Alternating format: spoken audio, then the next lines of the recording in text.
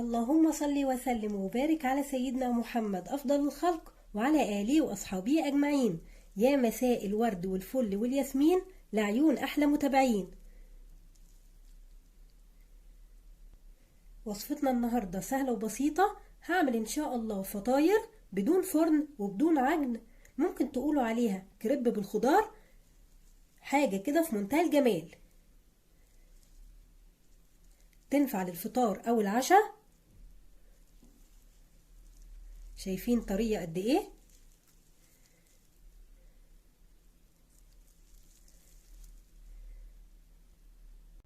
صدقوني لو جربتوها ضعف الكمية علشان هتخلصوها على طول من جمالها. بس تابعوا معايا الفيديو وما تنسوش اللايك بالله عليكم والاشتراك في القناة، وتعالوا نسمي الله ونشوف الفطاير الحلوة ديت هنعملها ازاي.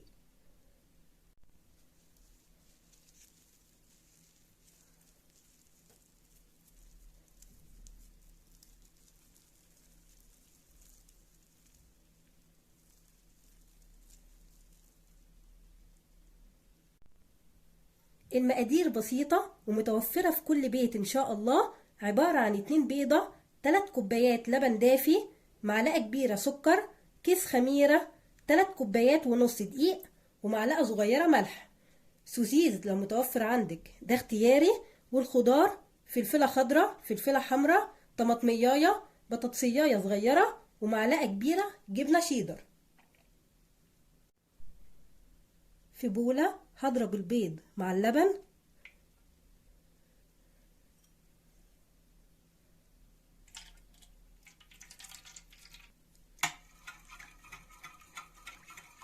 ممكن تضيفي الكمية كلها لبن او ممكن نص لبن ونص مية، بس انا مخلياهم 3 كوبايات لبن علشان ازود القيمة الغذائية للفطاير.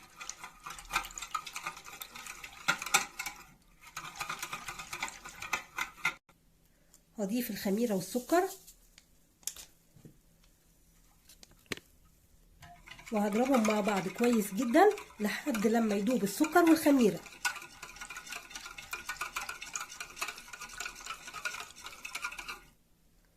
هضيف الدقيق المنخول والملح،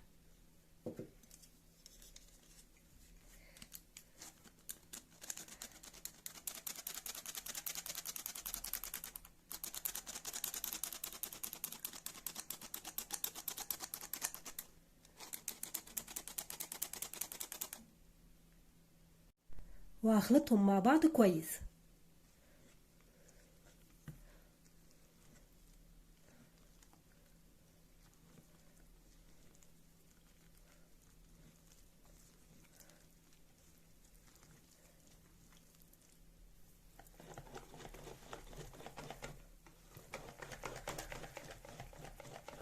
لازم يكون قوام العجينة سايل.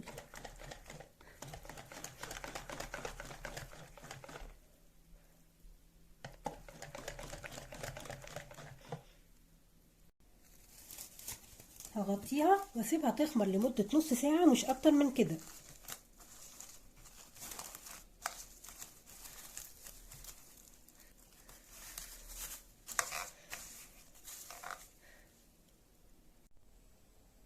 لحد لما العجينة السايلة تخمر هقطع الخضروات.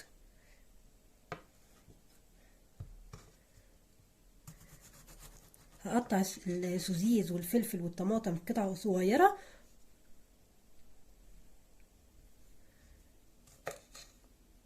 والبطاطس هبشرها علشان تستوي بسرعة في الفطاير.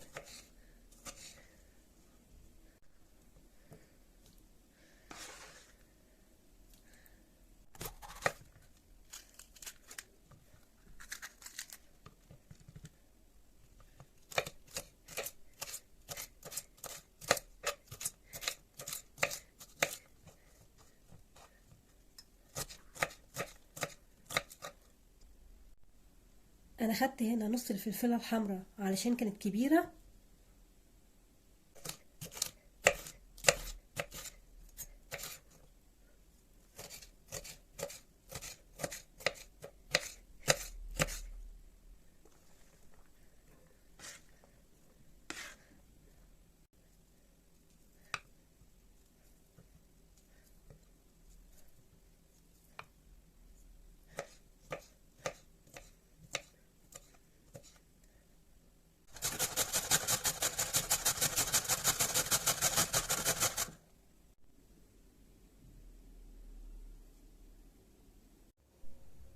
بعد نص ساعة ارتفعت العجينة.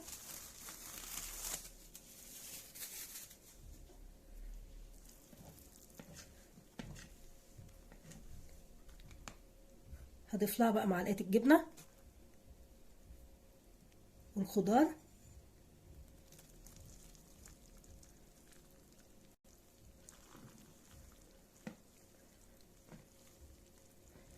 وهخلطهم مع بعض كويس جدا.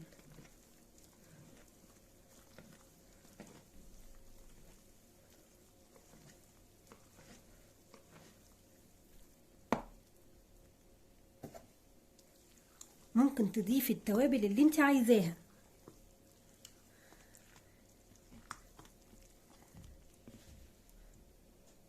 انا هضيف فلفل اسمر بس.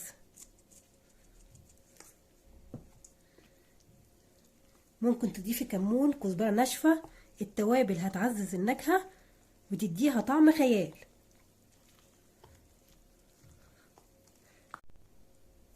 ممكن تحتفظي بالخليط كده في التلاجة لتاني يوم، مش هيحصل له اي حاجه، وممكن تشتغلي فيه على طول.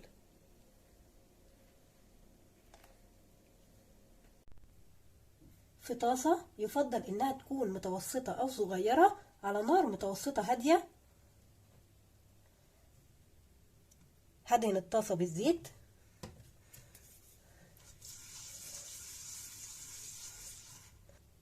وهحط فيها كبشتين من الخليط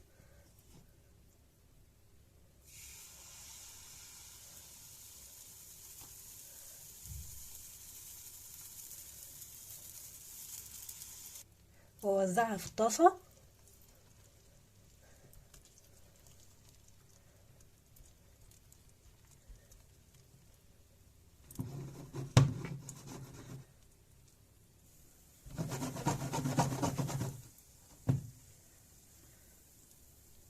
لو حسيتي ان الخليط تقيل شويه مفيش مشكله، خففيه بشويه ميه. هسيبها لحد لما تتماسك من فوق وتاخد لون بني من تحت.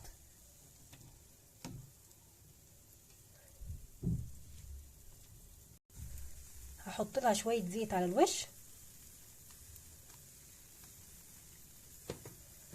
وهقلبها على الناحيه التانيه.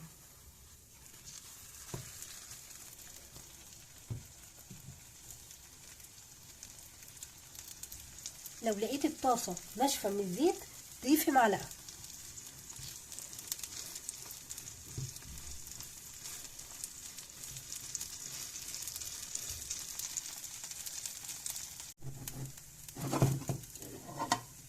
وهنقلها على طول في طبق،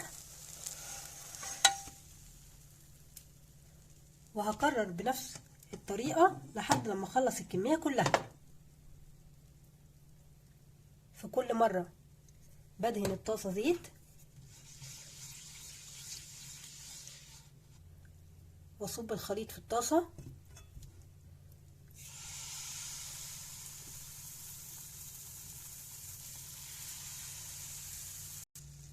وعلى طول افردها. سهله جدا.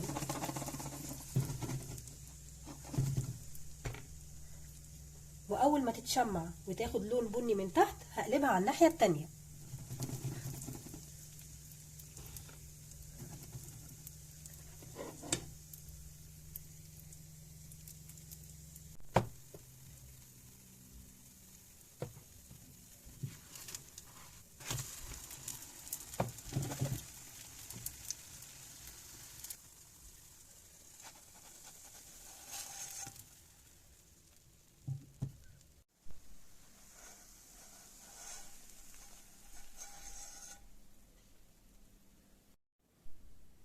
كده خلصت كل الكمية. ريحتها حلوة جدا وطريقتها سهلة وتنفع للفطار او العشاء.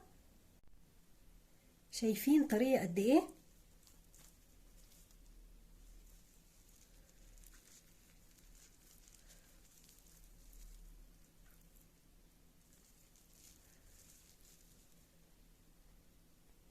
جربوها وان شاء الله تعجبكم. بس قبل ما انهي الفيديو ما تنسوش اللايك والاشتراك في القناة، محتاجة دعمكم كتير. واستنوني في فيديو جديد ووصفة جديدة، والسلام عليكم.